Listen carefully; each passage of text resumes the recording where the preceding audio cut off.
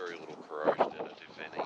A little bit of surface something there, but it just might be paint though. Exactly, yeah, that is corrosion, what you're looking at there. Actually, that's an easy, simple thing. But what I'd suggest you do though is the Rainbow machine is a drip tail.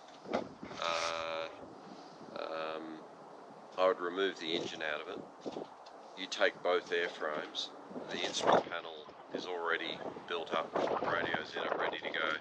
It's rewired. There is no corrosion in the Rainbow machine. And then you just transfer the components over to make it back into the old variant of the S-55. And there's no, these are both standard category, yeah. so you could hot pass those. When Sikorsky built these machines, they built them as standard and restricted, because they were built on the same assembly line. So you can configure this in either category very, very easily. But like I said, I called these guys and they said unless it's in standard now. Now this is in standard, right, and you can put it to restricted, and then you can go back to standard. Okay. The Rainbow machine is in standard. Okay, great. It was being used in Grand Canyon. But it would be a simpler, easier process for you. You're painting the aircraft, you're not repairing the skins or anything. The radial, if you're going to carry passengers in it, you'd really need to go and have that looked over. Oh, yeah. The transmission over here has got plenty of life in it.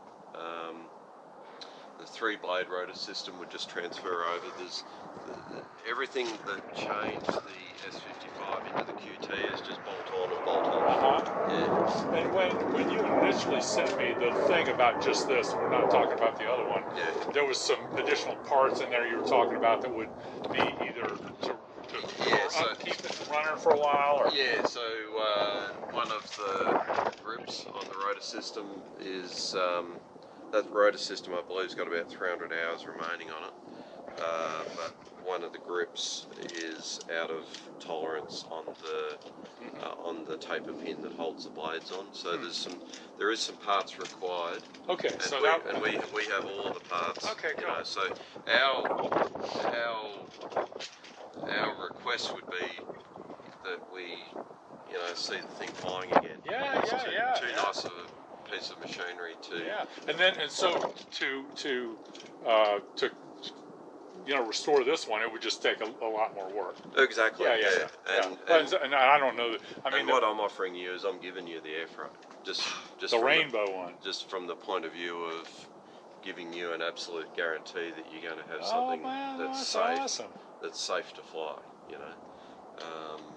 The Rainbow machine already has the seating for the approved seating. Oh, you have all the seating? Yeah. Oh my God. Yeah, so on the seat rails are there, this is going to be a turnkey deal for you. Really? Whereas this, I think you're going to spend a year or two. Oh yeah, for sure. And the other one I've got to redo at some point too. Yeah. But to get one running in a reasonably short order would probably create some inspiration for. Yeah, well, and from my point of view, if I was doing like you're about to take on, it's just a transfer of parts. It's not re-engineering. Right.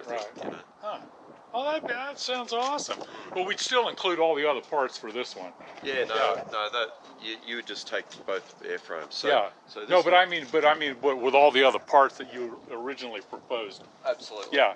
Now, this machine, all the gearboxes, tail rotor, all the drivetrain has been overhauled, and it's got hundreds and hundreds and hundreds of hours remaining in time. Awesome. The gearbox, you would have to do a repair on the 3-blade rotor system. It's going to need 3 blades. Whether you overhaul the blades that I sold you last week, or I have 3 blades in there. I've got 3 I overhauled. Okay. Yeah. So just because this helicopter, this type of stuff's all new to me. In airplanes, you basically just restore and repair stuff, and there's nothing's time life except engine overhauls and stuff. Yep. So on this thing here, where do you go to get a transmission overhauled, or are there people that do that? Or we have ours. we're doing some in-house, and then we have Saloy Aviation in Washington. So there are some people that do this type of stuff. Oh hell yeah! Oh yeah. There's a lot of shops that will overhaul a transmission. Okay. And so that's not an issue. Now I'll show you a little bit later, but I've got a little sheet of all the parts from my other one. Mm-hmm. That was the New York Airways one. We just take a look at that, Yeah. and I just kind of get just look at it from your perspective as to what time life's left on some of that stuff, because I got it all written out. These guys did a great job for me. No problem. The only kicker on this deal is I need these gone fairly quickly. Really? Yeah. Okay. I've been given until the end of March to remove them. So if we're going to do it, I'm going to have to help you pack it up. Okay. All right. Okay. And the way we've shipped them around the country ourselves, the best way is an open top container, and the transmission just pokes up out of the top of the container, a 40-foot container, and the whole thing just slips in. I'm trying to think. Well, I shipped the one from California. I'm trying to think how we did that. So you just a live boy trailer will do it. Okay. Yeah. Huh. So you pull the gear off. Yeah, the gear comes off and sits onto a platform like this. And it doesn't do any damage. No. Huh. No, that's all on the jacking points. You can see the jacking points under. Right. There is a way of doing it. A low boy truck trailer will work. You just got to think about how you want to get it over. The least amount of parts you can pull off, the better it is for you when you get to the other end. Right. Huh. Okay. Let me grab that. Let me grab this other little thing here. Let's take a look at that. Okay. Okay, wow, I wasn't expecting that. 2 for the price of one, buy one, get one free. Jesus Christ. Yeah, so I don't know if that makes, this is just, these guys went through it and then they did all these little sheets on the back. This is your aircraft? Yes.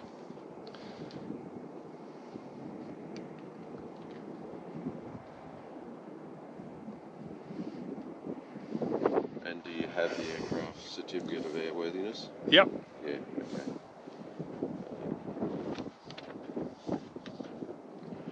Yeah, the guy was trying to fly it to New York, and he had some pilot flying it, and the guy leaned it out too much, and it quit, leaving out of L.A. And he landed in a schoolyard. I was going to ask you that as well. Yeah. And he did a nice auto rotation, and it was just slightly moving forward, and at the end they just barely came up to a tree, and it took the just the rotor, the blade caps off the end. Tip caps. Right. Yeah. So I mean, does that require a total frickin' transmission overhaul and all that? Unfortunately, that's considered a sudden stoppage. Yeah. Okay. And you would refer to the maintenance manual, and there's instruction in there on how to deal with that. Okay. I don't even know if I got any maintenance manuals. So are they available? Yeah, I've got them all. We had a sudden stoppage in one of our machines quite a few years ago. Same deal. Pulled the tip caps off. Right. We had to send the blades away for overhaul. You got to X-ray them and so on. And then you're basically following the drivetrain back through the transmission and down to the engine. You're not overhauling gearboxes or anything, but you want to X-ray everything. Yeah, well, I might be misleading you on what is actually required. The maintenance manual will spell it out. Yeah. Okay. Yeah. Once again, though, the S-55 is a pretty tough old girl. Yeah. And if you haven't deformed the blades, I would suggest it's probably okay, but there will be instruction there that you have to follow. Oh, for sure. And if you're flying passengers, you want to do everything you can to make it safe. That's exactly right. Yeah. You're going from a Part 91 operation into flying passengers. The duty of care that we all have. Yeah, but it's still it's a ride operation. It's not a 135. Yeah, within 25 miles of your base. Yeah. No, I mean, all we're doing is just flying around. Yeah. Huh. What I'll maybe do is maybe we can make a copy of this and I'll leave it with you. Yeah. I mean, I think the goal here is just to try and Yeah. have enough to keep a couple of helicopters going for a reasonable amount of time. I've got enough parts to keep you going for 1,000 years. Oh, well, good. Okay.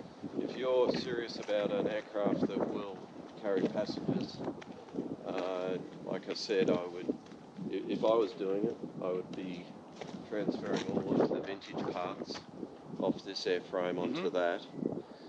I'll remove the engine and the clutch, which is of no use to you. You can have the composite nose, or I can remove that as well. Everything from here will just transfer straight across. I mean, ideally, have you got like anything where you could make one of them into a static, you know, like the other doors? Have you got the other nose doors, or? I don't have any. Well, there's a bunch of nose doors in the desert, so. Oh, okay. But I mean, it's been a few years since I've been out there, though. But I know there's a lot of sets of doors out there. Okay. Ideally, it'd be nice to at least try and get a static out of the other one. Yeah, of course. Yeah. And you know, and then using that good airframe with the good wiring, zero corrosion. Take your engine out, put it all over there, and just bolt straight on. The 3-blade rotor system will go straight over. We'll give you the parts to do the repairs. They have 3 near new blades in there that I can offer you. Okay. To save you having to overhaul blades, and I'll give you a deal on those. But yeah, The main thing is getting these out of here now, okay? And you've got parts that would support these for, like you said, quite some time, okay?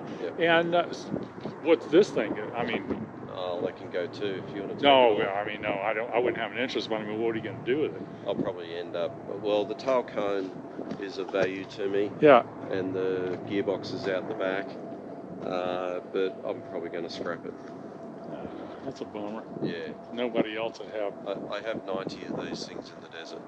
Really? Yeah. What part of the desert? In Casa Grande, really? south of Phoenix. Oh, no, no way.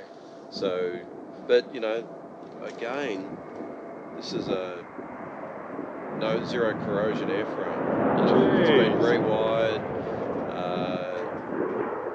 You know, it's a heartbreak. Yeah. But I'm spending $3,000 a month on storage. Yeah. You know, and we have a business that's a going concern in Oregon, and I need to be up there. I don't need to be down here sorting these things out. So have you got somebody that could, you know, load these? We've got all the machinery here to load. Okay. So I mean, if maybe part of the deal is they get loaded and just thrown on the trailer, and have you got arrangements where you can get somebody? Do I need to call a trucker? Well, you should organise your own freight. I don't want to freight them for you. Yeah. But we can certainly load them. I can provide you with these frames. We've got a couple of these frames, I believe. We can remove the undercarriage. I'll remove the engine and the clutch, and then we can just dig out the parts that you need, so we'll certainly help you with it. Okay, all right, and then let's tentatively plan on that. I'll call. I've got somebody that I think all we need is just a normal trucker. I got somebody that moves airplanes, but they're like, you know, they're moving like SR-71s. So we just need any kind of a trucker. Yeah, no problem at all. It's a low boy would handle it. The height limitation in the US on highways is 13'6". So on a low boy with the transmission installed, you're still under that height. Okay.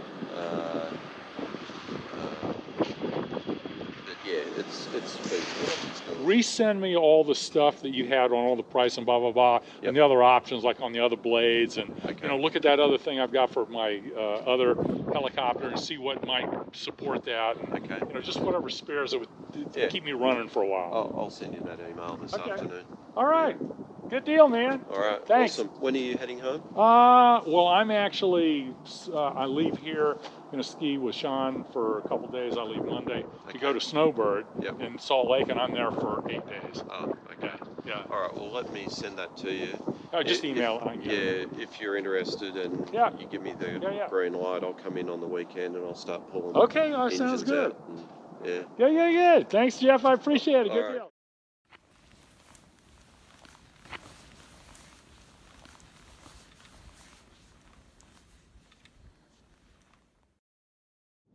Okay, it's a couple days later. I'm back at the Reno airport. Went skiing with Sean, had fun, and made the deal with Jeff Hall, and he said he already got the engine out of the turbine, which I don't have any interest in the turbine, so he's saving that and getting ready. We're starting to look for some truckers. Takes a low boy to get it back to Florida because of the height. Got to stay below 13.6. Okay, there's Jeff right there, coming to let me in. How's that for timing? I'll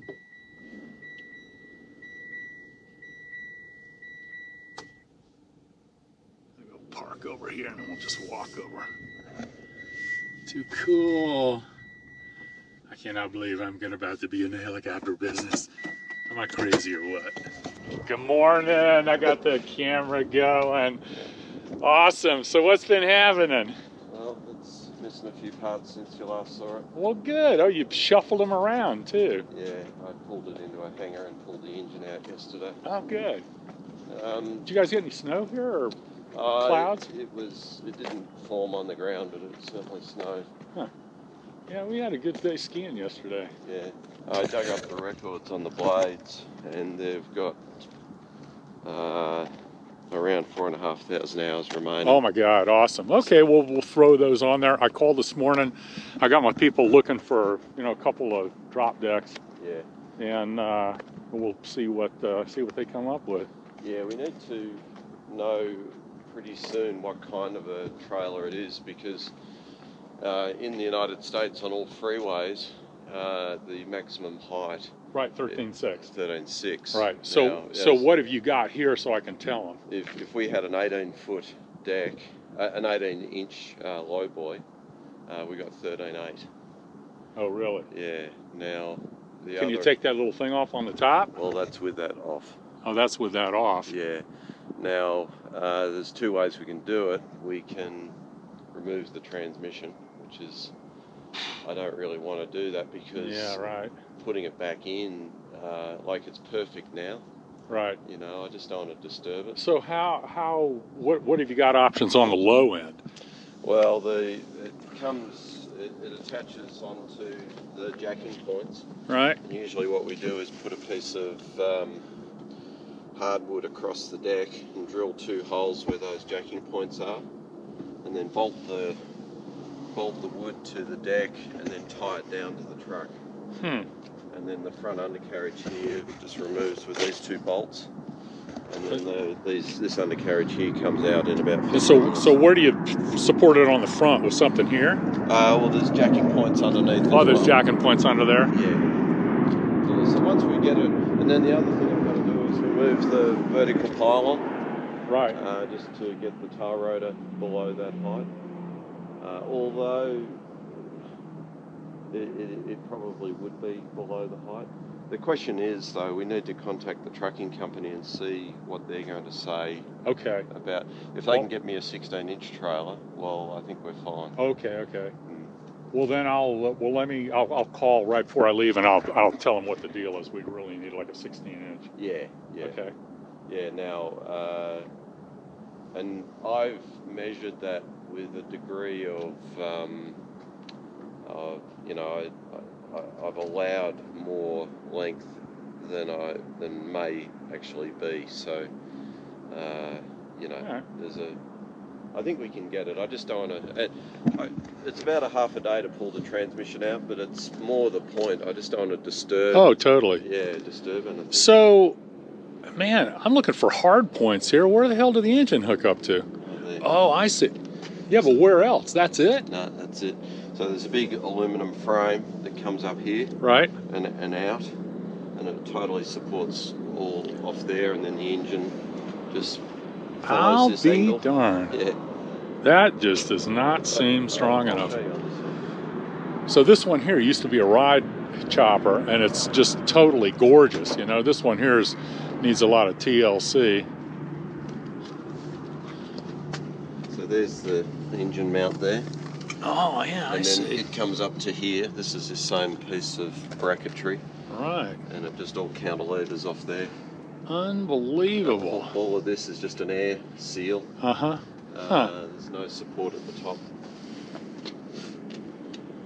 Yeah, they're designed for military use, and they're designed to swap an engine out overnight. Well, that's awesome. And the turbine and the piston engine just are basically mounts? All we do is we have a different bracket that mounts off those right angle brackets. And our engine mounts off there, 4 bolts the same, and our engine just sits in the same location. I'll be darned. It's all designed to fit the same shaft length, locations, and everything. Yeah, in theory, you know, if you were set up, you could swap the turbine engine out and install the piston engine probably inside a day.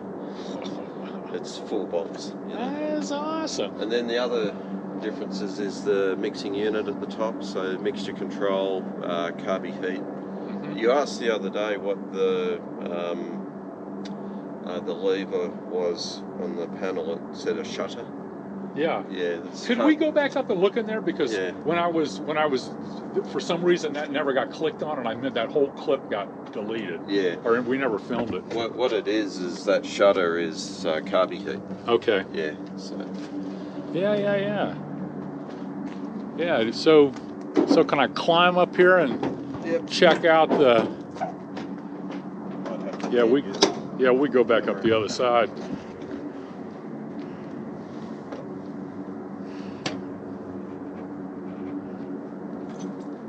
Yeah, slide the window back.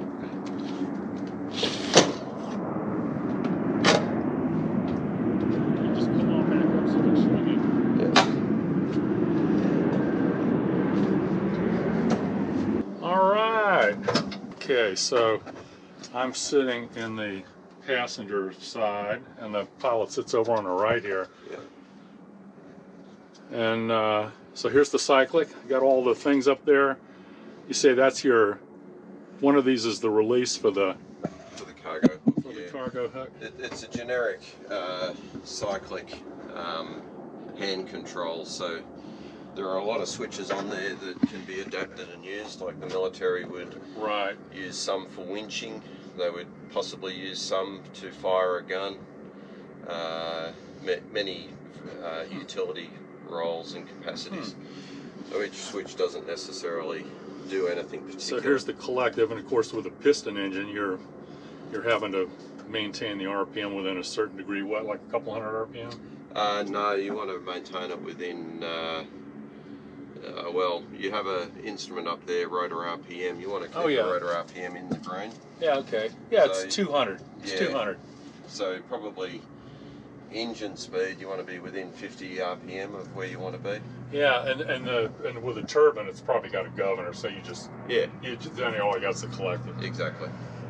So we got all the switches, battery generator, fuel pumps, lights, pitot heat. Pitot heat would just be for the for the airspeed. And the pitot tube is up on the right hand side, outside the pilot's door. Up in You here. can see the tube that's going up there. That's interesting. That's just preventing ice. So down here we got the pedals, and they're adjustable somehow. Would there maybe that? That's the park brake. The black knob to the right of it is the pedal adjustment. Okay, so pedal adjustment, park and brake, and these things down here. So that's a cyclic trim, or a damper, I should say. Okay. I just put a little bit of resistance on the cyclic. And the one on the back says lateral? Yep, lateral, and then the fore and aft is at the front. Oh, I'll be darned. Yeah, on the Bell 47, there's just one. Yeah. So there's no brakes on the co-pilot side, just a manifold pressure gauge. And what's all this stuff over here? So we got... So we have rotor brake. Okay. And then mixture control. Yep. carby heat. Carb heat? That's, shutter. That's the deal for... Yep. So what's the difference between carb heat and a shutter? Well, I don't know. I think one maybe for... Yeah, I just don't know. Huh, because all your flying's been with a turbine. Exactly right, yeah. Okay. Yeah. And vent air, probably just cockpit air, maybe?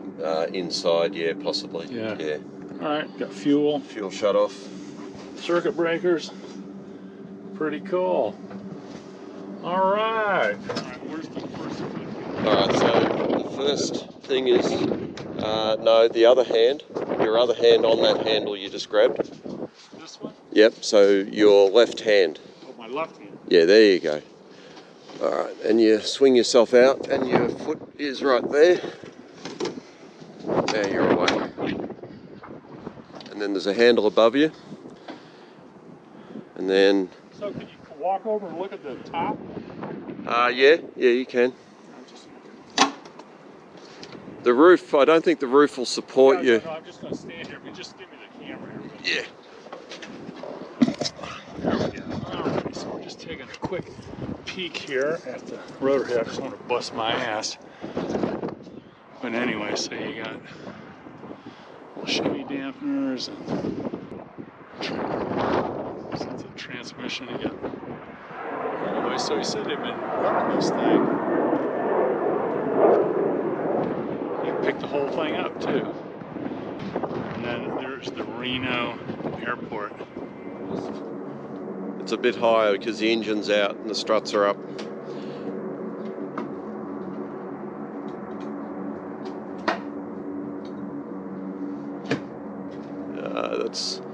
That door's come off its slider.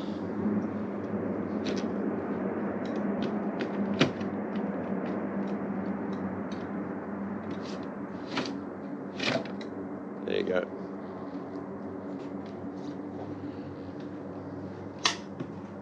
I know there's a better way to do it, but I'll learn.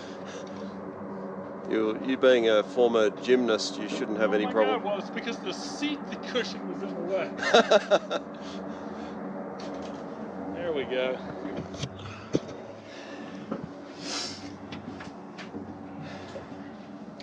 Alright, so this is a turbine variant, been modified obviously. All the instruments are quite different and modern. Over the right hand side you've got all your navigation instruments, including altimeter, turn and slip indicator, then a bank of radios. Yeah, Kings. And then the turbine engine gauges on the left there. A lot of those will come out. Right. Obviously you're going to use it for a radial. Now is this, it'd probably be easier just to pull the whole panel out. If you're going for authenticity, I would just go back to what you have in the other aircraft. Oh, that's pretty cool. So the seat actually folds up to come up from the from the bottom. Access way, but I find it easier coming up the outside. And what's the what's this little thing over here with a spring? This little red. That's called a stomper. A stomper, okay. And that's the manual release for the hook. Oh, I see. You have a cargo hook. Okay. Or if the passengers get rowdy, the floor opens up like a bomb bay. Yeah, exactly. That's cool. Fuel, all the breakers and stuff. Yeah, so basically what Jeff said was this helicopter was a lot cleaner, and it's got the wiring and everything, and what you're suggesting is basically swapping the parts out of the piston one over to this one. Yeah, the airframe has got less than 600 or 700 hours since overhaul on it. It hasn't got any corrosion. A lot of the panels have been replaced with new panels, and fuel tanks are new. It would just be an easier build to transfer the radial components out of the blue helicopter into this. It has the droop tail, which we showed you last time. It's an advantage in strong winds. Really? Because when you're shutting down the engine and the rotors are slowing down, they lose their rigidity and they start flapping around. Okay.